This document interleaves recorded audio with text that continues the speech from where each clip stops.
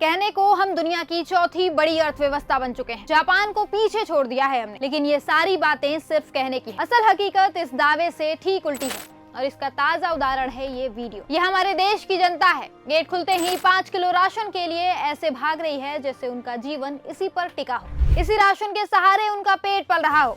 अब आप 2 मिनट रुकिए और सोचिए, क्या ये भीड़ शौक से उमड़ी है या फिर इनकी कोई मजबूरी है? और अगर मजबूरी है तो क्या है? क्या इन्हें नहीं पता कि हम दुनिया की चौथी बड़ी अर्थव्यवस्था बन गए हैं? लेकिन क्या इन्हें फर्क पड़ता है उससे? सोचिए, हमारे दुनिया की चौथी बड़ी अर्थव्यवस्था बनने से इन लोगों का क्या फायदा हुआ है? इनके जीवन में क्या बदलाव आया है? सच्चाई कहें तो कुछ भी नहीं।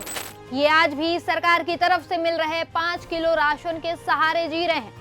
इनकी आर्थिक हालत ऐसी नहीं है कि ये खुद के दम पर खुद का पेट तक भर सके। अब सवाल पूछिए, आखिर ऐसा क्यों? मोदी सरकार सत्ता में आई तो बड़े बड़े दावों के साथ थी, लेकिन आज 11 साल बाद भी कुछ कर नहीं पाई है। हाँ, काम हुआ है, लेकिन सिर्फ कागजों पर।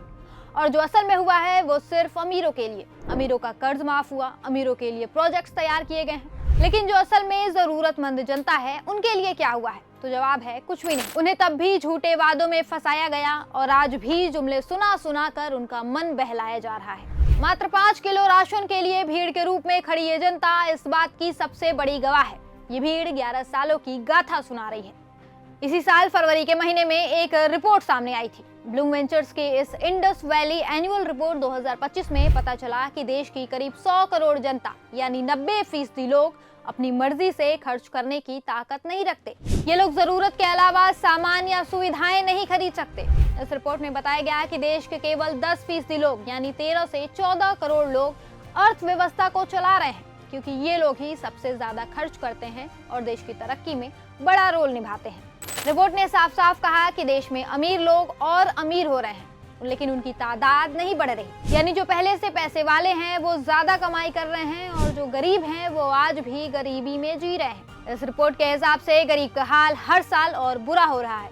ना तो वो बचत कर पा रहा है और ना ही उसकी कमाई बढ़ रही है, उल्टा उन पर कर्ज लद रहा है। सबसे ज्यादा चिंता का विषय है कि देश की 90% आबादी का ये हाल है। इनकी इस हालत के लिए बेरोजगारी भी एक बड़ी वजह है। मोदी सरकार ने सत्ता में आने पर वादा किया था कि सालाना 2 करोड़ नौकरी देंगे, लेकिन सरकार बनने के बाद उनका ये वादा भी झूठा साबित हुआ।